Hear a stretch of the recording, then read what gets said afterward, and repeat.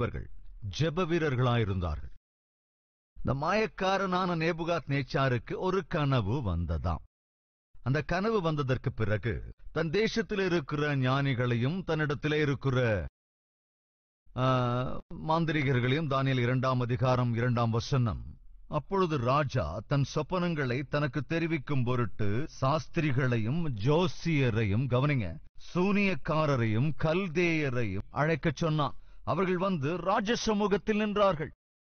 ராஜா அவர்களை நோக்கி, ஒரு சொப்பனம் கண்டேன். நல்லது மகாராஜா, அந்த கனவு என்னவென்று எங்களுக்கு எடுத்துச் சொல்லுங்கள், அப்பொழுது அதன் பொருளை நாங்கள் விளக்குகிறோம் என்று சொன்னபோது ராஜா திரும்ப சொல்றான், கனவு கண்டேன், அது என்ன கனவு என்று உங்களுக்கு என்னால் சொல்ல முடியாது, காரணம் மறந்துவிட்டேன். என்ன சொப்பனம் கண்டேனோ அதை மறந்துவிட்டேன். சரி ராஜா, அப்ப எங்களை எதுக்காக வர சொன்னீங்க? நான் கண்ட சொப்பனத்தின் அர்த்தம் என்னவென்று சொல்ல வேண்டும் என்றபோது கையெடுத்து அவரை பார்த்து கும்பிட்டாங்க. ஐயா ராஜா, கவனிங்க, சொப்பனம் என்னன்னு நீங்க சொன்னா அதன் அர்த்தத்தை சொல்ல ட்ரை பண்றோம். ஆனா நீங்க கண்ட சொப்பனத்தையே மறந்து போயிட்டா அதன் அர்த்தத்தை சொல்வது என்பது இந்த உலகத்தில் ஒருவருக்கும் சாத்தியம் அல்ல. எவ்வளவு மூர்க்கன் பாருங்க அந்த ராஜா. தான் நினைத்ததை, தான் ஆசைப்படுகிறதை தனக்கு முன்னிருக்கிறவர்கள் செய்யாவிட்டால் அவர்களை கொன்று விடுவான். அப்பேற்பட்ட மூர்க்கன் என்ன சொல்றான் தெரியுமா? நீங்க எல்லாரும் என்ன ஏமாற்ற முயற்சி பண்றீங்க. இதுவரைக்கும் என்கிட்டயே இருந்துகிட்டு நல்லா சாப்பிட்டு இருக்கீங்க, அனுபவிச்சிருக்கீங்க. இப்ப சொல்றத கவனிச்சுக்கோங்க. நான் கண்ட சொப்பனத்தினுடைய அர்த்தத்தை நீங்கள் சொல்லாவிட்டால் உங்களை கொன்று விடுவேன். அப்படி பயங்கரமான ஒரு கட்டளை இட்டு விடுகிறான், கொன்று விடுவேன். நாளைக்கோ மறுநாளோ அவங்க எல்லாரும் சாக போறாங்க. ஞானிகள் என்று எண்ணப்பட்டவர்கள்,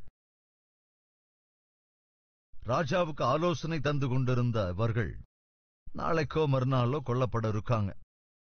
அவர்களிலே தானியேலும் ஒருவன்.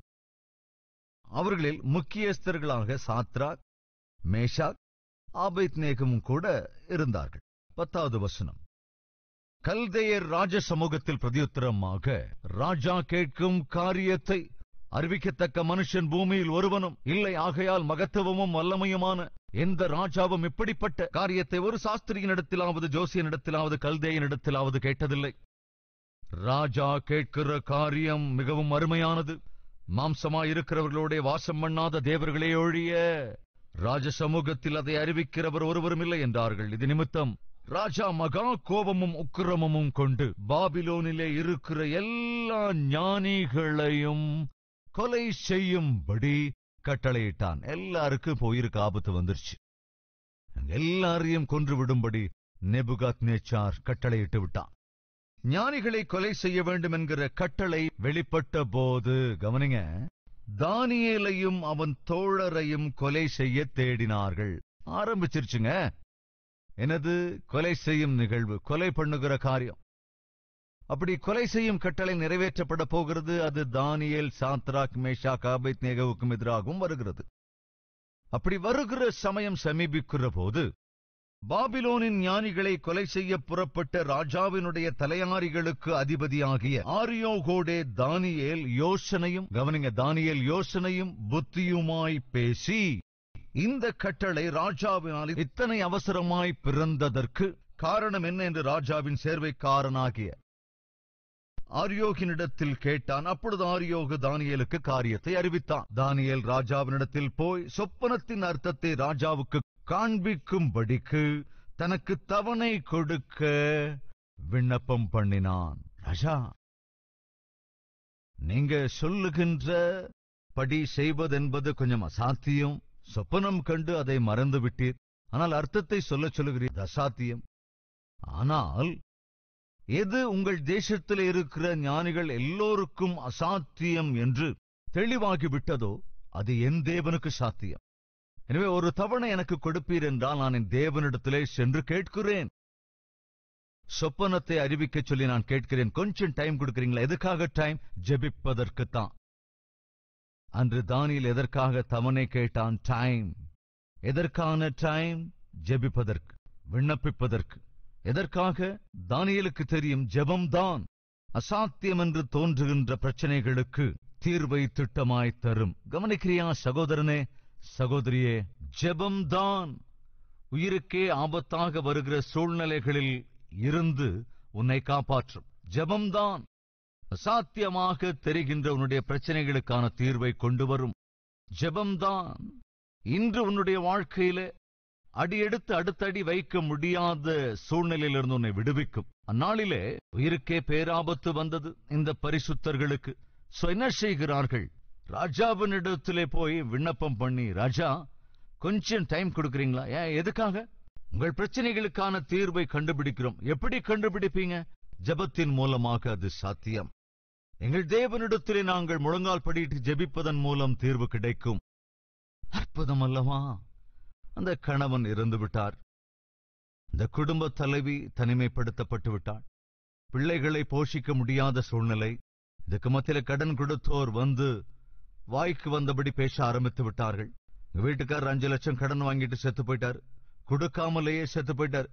நீ எப்ப தருவ என்று தினந்தோறும் வந்து வேதனைப்படுத்துகிறார்கள். வீட்டை ஜப்தி செய்வோம் என்று மிரட்டுகிறார்கள். ஆனால் அந்த மனைவி சொன்னார்கள், ஐயா, என் கணவர் உயிரோடு இருந்தபோது சொன்னார், உங்கள் கடன்களை எல்லாம் அடைத்து விட்டார் என்று. கடன் வாங்கினவங்க எல்லாரும் இப்படிதான் சொல்லுவாங்க. உங்க கணவர் மட்டும் இல்ல, கடன் வாங்கினே கொடுத்துட்டேன்னு சொல்லுவாரு. அந்த மாதிரி கொடுத்திருந்தா கடன் அடைச்சிட்டதற்கான ஆதாரம் ஏதாவது இருக்கா? கடனை கொடுத்து விட்டதற்கு அடையாளமா நான் ஏதாவது எழுதி கொடுத்துருக்கேன் இருந்தா அதை எடுத்து காண்பீங்க. அப்படி இல்லாத பட்சத்தில் 5 லட்சம் ரூபாய் கட்டி ஆகணும், நாளைக்கு வருவோம், நீ கொடுத்துதான் ஆகணும் என்று மிரட்டி விட்டு போய்விட்டார்கள். பிரச்சனை தன்னால் தீர்க்க முடியாத, தீர்வில்லாத ஒரு பிரச்சனை. இன்றும் யாராவது இருக்கிறீர்களா? பிரச்சனையோடு, தீராத பிரச்சனையோடு, தீர்வு கிடைக்காத பிரச்சனையோடு, தீர்க்கவே முடியாத பிரச்சனையோடு, உன் பலத்துக்கு மிஞ்சின பிரச்சனையோடு இருக்கீங்களா? அன்று விசுவாசிகளாக இருந்த, பரிசுத்தர்களாக இருந்த, வாலிபர்களாக இருந்த அந்த 4 பேர், தானியேல், சாத்ராக், மேஷாக், ஆபேத்நேகோ ஆகியோர் பயங்கரமான பிரச்சனைகளுக்குள் சிக்கிக் கொண்டார்கள். அந்த பிரச்சனைக்கு அவங்க கிட்ட எந்த தீர்வும் இல்லை. அந்த பிரச்சனை வருவதற்கு அவர்கள் எள்ளளவும் காரணம் இல்லை. இன்றும் ஒருவேளை, ஐயா, இந்த பிரச்சனைக்கு நான் காரணமே இல்லை, ஆனாலும் என்ன கார்னர் பண்றாங்க, இந்த ப்ராப்ளமுக்கும் எனக்கு சம்பந்தமே இல்லை, ஆனாலும் இன்னைக்கு நான் ஃபேஸ் பண்ண வேண்டி இருக்கு. ஆபீஸ்ல உண்டான நஷ்டத்துக்கும் எனக்கு எந்தவித சம்பந்தமும் இல்லை, அந்த குடும்பத்தில் உண்டான நஷ்டத்துக்கும் எனக்கு எந்த சம்பந்தமும் இல்லை, ஆனால் என்ன அதோட கொண்டு போய் இணைச்சிட்டாங்க. ஐயா, காரணமே இல்லாம அப்படின்னு சொல்லுவோம் இல்லையா? காரணமே இல்லாம, எந்த அடிப்படையும் இல்லாம என்ன இந்த பிரச்சனைக்குள்ள மாட்டி வச்சுட்டாங்க. எஸ், எந்த காரணமும் இல்லாமல் தானியேலையும் இந்த 3 யூத வாலிபர்களையும் மாட்டி விட்டார்கள். பிரச்சனை உயிருக்கு ஆபத்தாய் இருக்கிறது. என்ன செய்யறது? தனக்கு எந்த தொடர்பும் இல்லாத போதும் அவர்கள் வந்து அந்த மனைவியிடம் பணத்தை கட்டச் சொல்றாங்க. அந்த குடும்ப தலைவியால் என்ன செய்ய முடியும்? என்ன செய்தாள் தெரியுமா? முழங்கால் படியிட்டாள், ஜெபம் செய்தாள். ஆண்டவரே, உயிருக்கு ஆபத்து வந்திருக்கிறது. கணவரை இழந்து போன நிலையில் துக்கத்தோடு இருக்கும் போது அவருக்கு கடன் கொடுத்தோம் என்று சொல்லி வந்து என்னையும் பாடாய்படுத்துகிறார்கள், எங்களையும் பிள்ளைகளையும் பாடுபடுத்துகிறார்கள். கணவரோ அவர்கள் கடனை அடைத்து விட்டேன் என்று சொன்னார் அவர் உயிரோடு இருக்கும்போது. ஆனால் இவர்கள் கடனை அடைக்கவில்லை என்கிறார்கள். அதற்கான ஆதாரத்தை கேட்கிறார்கள். என்ன செய்யறது? இறந்து போன கணவரிடத்திலிருந்து எனக்கு எப்படி ஆண்டவரே எழுத கிடைக்கும்? இறந்து போன கணவர் வந்து இவர்களுக்கு எப்படி பதில் சொல்ல முடியும் ஆண்டவரே? அன்று அது தீராத பிரச்சனை, தீர்க்கவே முடியாத ஒரு தீர்வு. ஆனால் கவனிங்க, என்ன நடந்தது என்றால், அவர் ஜெபம் பண்ணி கொண்டிருக்கிறார். அந்த மனைவி, அவர் வீட்டு ஜன்னல் வழியாக ஒரு சிட்டுக்குருவி உள்ளே வந்து ஜெபம் செய்ய விடாமல் ஒரே தொந்தரவு பண்ணிட்டு இருக்கு.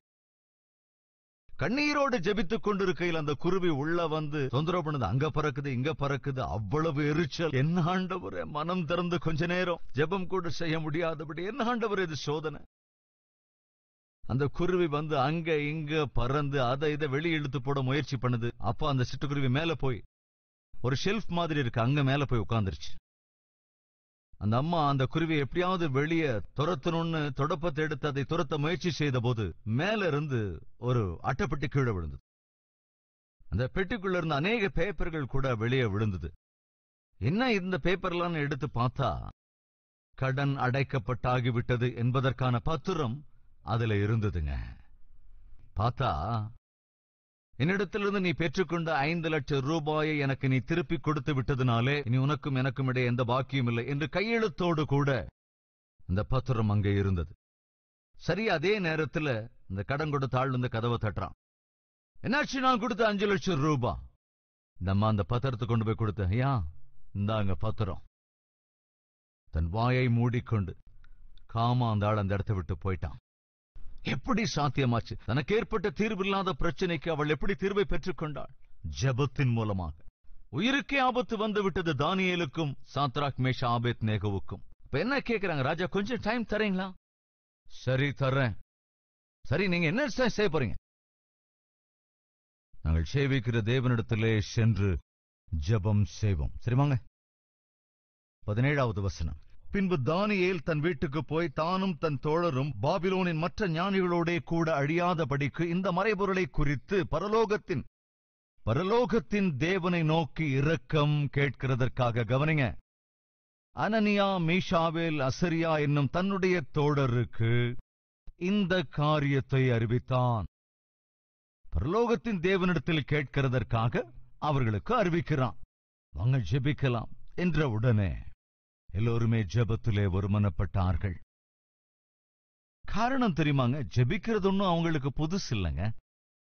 ஜெபத்திலே சார்ந்திருப்பதும் அவர்களுக்கு புதிதல்ல. ஜெபத்தின் மூலமாய் அசாத்தியங்களை சாத்தியப்படுத்துவதும் அவர்களுக்கு புதிதல்ல. 10 நாள் டைம் கொடுத்தான் பிரதானிகளின் தலைவன். நாங்க வெஜிடேரியன் தான் சாப்பிடுவோம், அவங்க என்ன சாப்பிடுறாங்களோ சாப்பிடட்டும். 10 நாட்களுக்கு பிறகு எல்லாத்தையும் நல்லா சாப்பிடுற அவர்களுடைய முகங்களையும் பாருங்க, வெஜிடேரியன் சாப்பிடுற எங்க முகங்களையும் பாருங்க. யார் முகம் தெளிவா இருக்கு பரிசோதிச்சு பாருங்க. ஒருவேளை எங்களுடைய முகம் தெளிவாக இருக்கும் என்றால் இதே ஆகாரத்தை சாப்பிட அனுமதிங்க. சாத்தியமாங்கது? பலனோடு இருக்கணும்னா என்ன சாப்பிடணும்? நல்ல பலன் கொடுக்கிற ஆகாரம், மாம்சமான ஆகாரங்களை சாப்பிடணும். அவர்கள் ஜெபம் பண்ணி இருந்திருப்பாங்க. ஆண்டவரே, பரிசுத்தத்துக்காக போராடுகிறோம், பரிசுத்தமாக வாழ்வ வேண்டும் என்று ஆசைப்படுகிறோம். அவர்களைப் போல எங்களால சாப்பிட முடியாது. ஆனா சாப்பிடுவது குறைவானதா இருந்தாலும் அது எங்கள் உடலிலே ஒட்டும்படிக்கு கிருபை செய்யுங்க.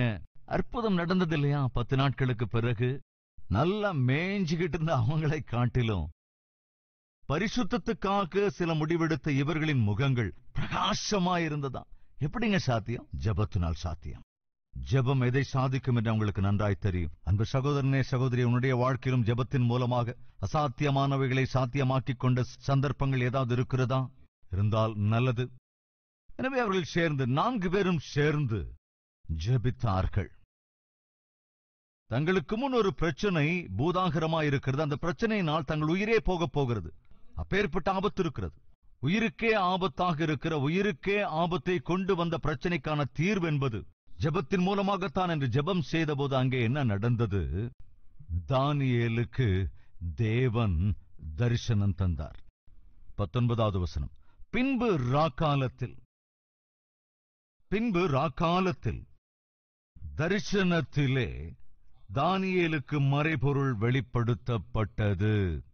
அப்பொழுது தானியேல் பரலோகத்தின் தேவனை ஸ்தோத்தரித்தான். எப்பொழுது? ஜெபம் செய்த பொழுது. ஃப்ரெண்ட்ஸ், ஜெபம் செய்கிற போது தேவன் தம்முடைய அற்புத காரியங்களை செய்வார்.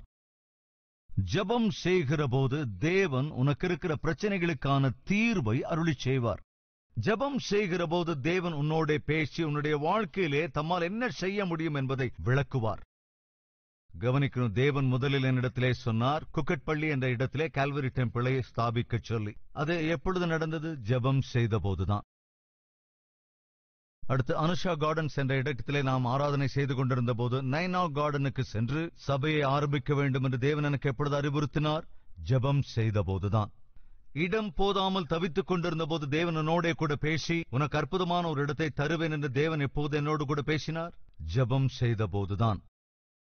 இந்த இடத்திற்குள் நாம் வந்ததற்கு பிறகு 52 நாட்களில் உன் ஆலயத்தை கட்டுவேன், நீ ஆரம்பி, இந்த கட்டுமானத்தை நிறைவேற்றுவேன் என்று தேவன் எப்பொழுது என்னிடத்தில் சொன்னார் தெரியுமா? ஜெபம் செய்த போதுதான்.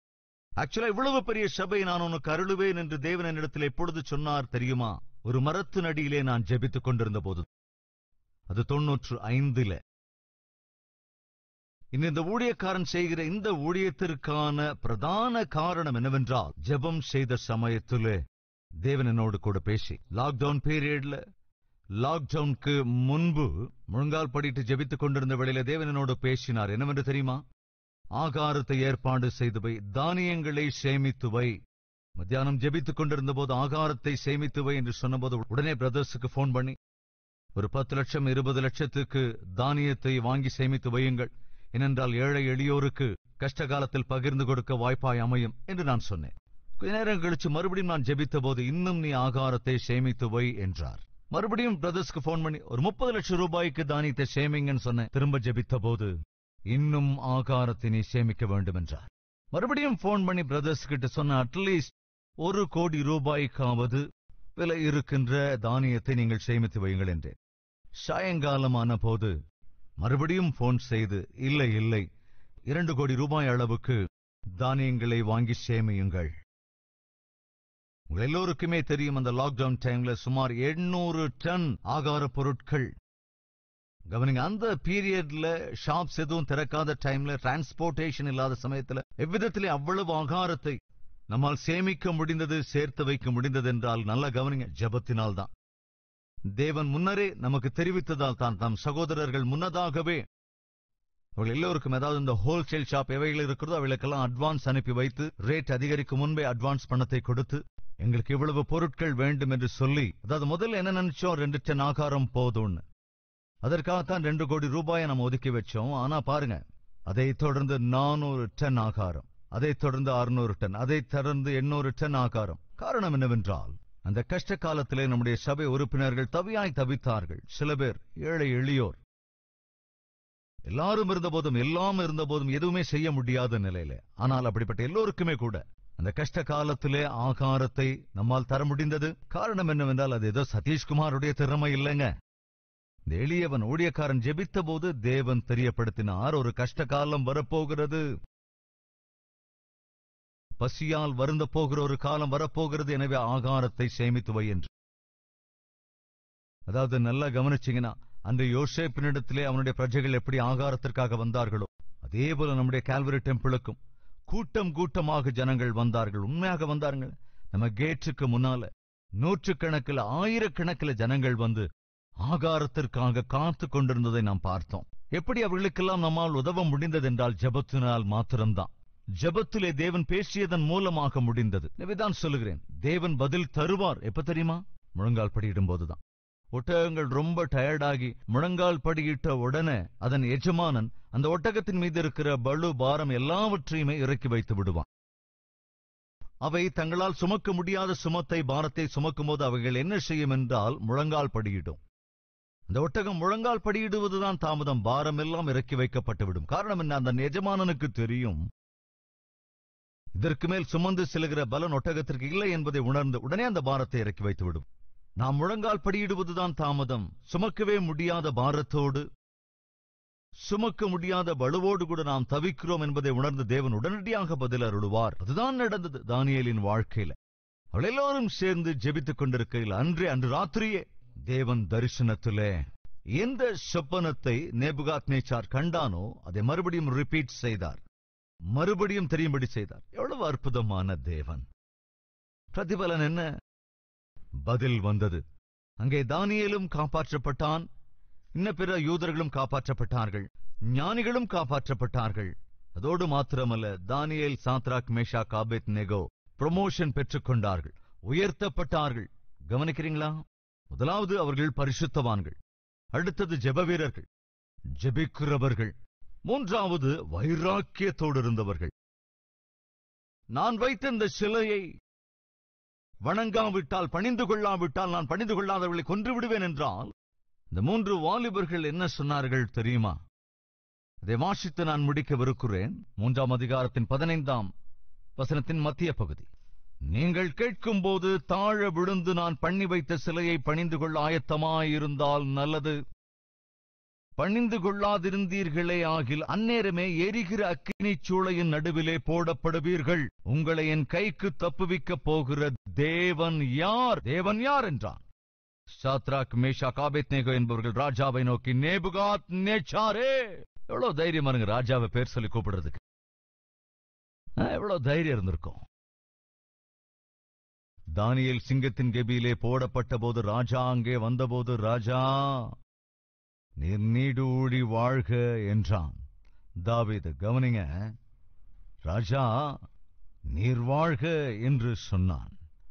இங்கே சாத்ராக், மேஷாக், ஆபேத்நேகோ உயிருக்கே பேராபத்து வந்தபோது, கொலை செய்து விடுவேன் என்று மிரட்டப்பட்ட போது, எந்த தேவன் வந்து உங்களை காப்பாற்றுவார் என்று பார்க்கலாம் என்று சொல்லப்பட்ட போது, ராஜா அப்படின்னு சொல்லுங்க. எவ்வளவு வைராக்கியம் பாருங்க அவங்களுக்கு. என்னது, எங்களை காப்பாற்றுகிற தேவன் யாரா? நேபுகாத்நேச்சாரே. அந்த வார்த்தையை சொல்றதுக்கு என்ன தைரியம் வேணும்? உயிருக்கு துணியணும் இல்லையா? அந்த வாலிபர்களை பாருங்க, ஒரு மகா பெரிய ராஜாவுக்கு முன்னால அவன் பேரை சொல்லி கூப்பிட்டாங்கன்னா கொஞ்சம் யோசிச்சு பாருங்க. அந்த நேரத்துல நேபுகாத்நேச்சாருக்கு எந்த அளவுக்கு பிபி வந்திருக்கு. பிபி கூட இல்லைங்க, அதை விட பெருசா ஏதாவது வந்திருக்கும். என்ன பேர் சொல்லி கூப்பிடுறீங்களாடா நீங்க? எவ்வளவு கோபம் வந்திருக்கும், எவ்வளவு பிரஷர் அவனுக்கு ஏறி இருக்கும் பாருங்க. பேர் சொல்லி கூப்பிட்டது மட்டும் இல்லைங்க, யோ உங்களுக்கு பதில் சொல்ல வேண்டிய அவசியம் கூட எங்களுக்கு இல்ல. உங்களுக்கு பதில் சொல்ல வேண்டிய அவசியம் ராஜாவை தவிர வேற யாருக்கு அங்க பதில் சொல்லணும்? ஆனா சொல்றாங்க பாருங்க, உங்களுக்கு பதில் சொல்ல வேண்டிய அவசியம் இல்ல. சொல்லிட்டு சொல்றாங்க, நேபுகாத்நேச்சாரே, இந்த காரியத்தை குறித்து உமக்கு உத்தரவு சொல்ல எங்களுக்கு அவசியம் இல்லை. நாங்கள் ஆராதிக்கிற எங்கள் தேவன் எங்களை தப்புவிக்க வல்லவராயிருக்கிறார். அவர் எரிகிற அக்கினி சூளைக்கும் ராஜாவாகிய உம்முடைய கைக்கும் நீங்களாக்கி விடுவிப்பார். விடுவிக்காமற் போனாலும் தொடர்ந்து என்ன சொல்றாங்க பாருங்க, ராஜா, நாங்கள் உம்முடைய தேவர்களுக்கு ஆராதனை செய்வதும் இல்லை, நீர் நிறுத்தின பொற்சிலையை பணிந்து கொள்வதும் இல்லை என்கிறது ராஜாவாகிய உமக்கு தெரிந்திருக்க கடவது. அப்பொழுது நேபுகாத்நேச்சாருக்கு கடும் கோபம் உண்டு. கொதிச்சு போயிட்டாங்க. அவ்வளவு பிரஷர், பயங்கர கோபம். இன்னொரு விதமா சொல்லணும்னா அவனை நடுங்க விட்டுட்டாங்க. சாதாரணமா கோபம் வந்தா மனுஷன் என்ன செய்வான்? அப்படியே நடுங்க ஆரம்பிச்சிருவான்ல. கோபம் வரும்போது மனுஷன் பொதுவா கொதிக்க ஆரம்பிச்சிருவான். பேச்சு கூட ஒழுங்கா வராது, வார்த்தையெல்லாம் அப்படி விட்டு விட்டு தான் வரும். சோ அவங்கள பார்க்கும்போது, அவங்க பேசுறத பார்க்கும்போது, அவங்க நடத்தைய பார்க்கும்போது, ஒரு பக்கம் பயங்கர கோபம், இன்னொரு பக்கம் ஒரு நடுக்கம். என்னது, என்னோட கைக்கு நீங்களாக்கி உங்கள் கடவுள் உங்களை ரட்சிப்பாரா? எஸ், அப்படியா பாக்குறேன். வழக்கத்தை விட 7 மடங்கு அந்த அக்கினி சூளைய சூடாக்கி இந்த 3 பேரையும் அதுக்குள்ள கொண்டு போய் போட வச்சுட்டான். போட்டுட்டாங்க. அப்படி தூக்கி போட்டவங்களே அந்த சூட்ல அப்படியே எரிஞ்சு கறி செத்து போயிட்டாங்க. ஆனா எங்கேயோ நேபுகாத்நேச்சாருக்கு ஒரு சின்ன சந்தேகம். ஏன்னா இவங்களை பத்தி அவனுக்கு தான் ஏற்கனவே நல்லா தெரியுமே.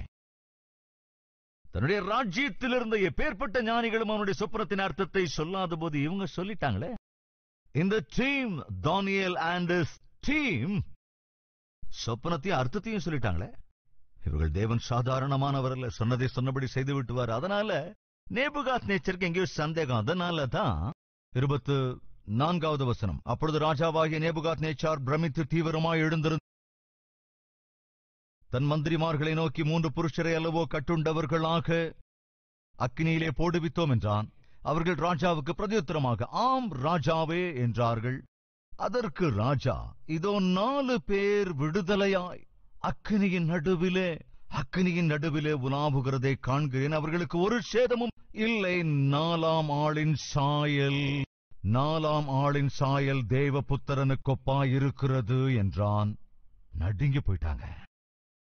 முதல்ல அவங்க சொன்ன பதிலை கேட்டு பிபி வந்து நடுங்கினா, கோபத்துல நடுங்கினா. ஆனா இப்போவோ அக்கினிச்சூளையிலே போடப்பட்ட அந்த 3 வாலிபர்களுக்கு மத்தியில தேவனுடைய புத்திரனுக்கு ஒப்பான சாயலோடு கூட இன்னொருவர் 3 பேரோடு உலாவுவதை, அக்கினியிலே அவர்கள் தலைமுடி கூட கருகாமல் அவர்களை காப்பாற்றியதை கண்டு, இவர்கள் சங்கிலிகளால் கட்டப்பட்டிருந்த போது அந்த சங்கிலிகள் எல்லாம் அறுக்கப்பட்டு அந்த அக்கினிக்குள் உலாவிக் கொண்டிருந்த போது, கவனிங்க, என்ன செஞ்சாங்களாங்க?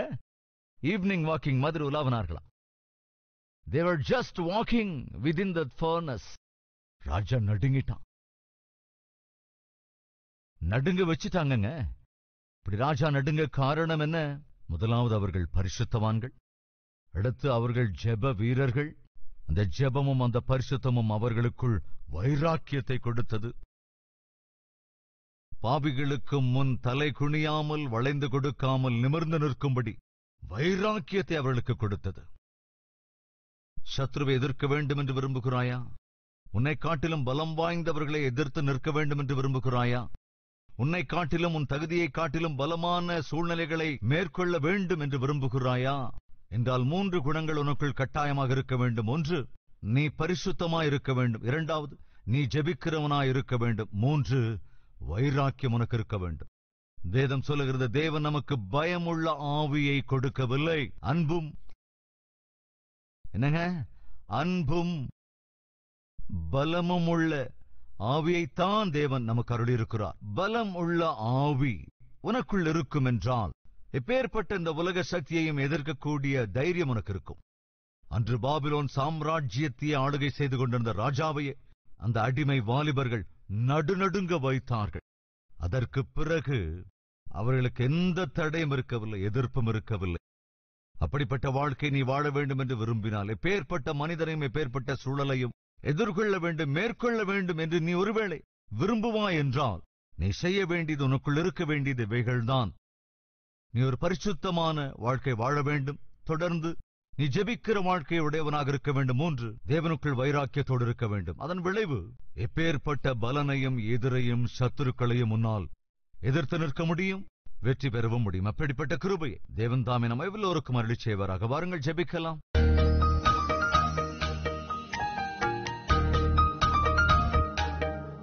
பரிசுத்தமும் அன்புமுள்ள பிதாவே, தெளிவாய் திட்டவட்டமாய் எங்களோடு கூட பேசியிருக்கிறீர்.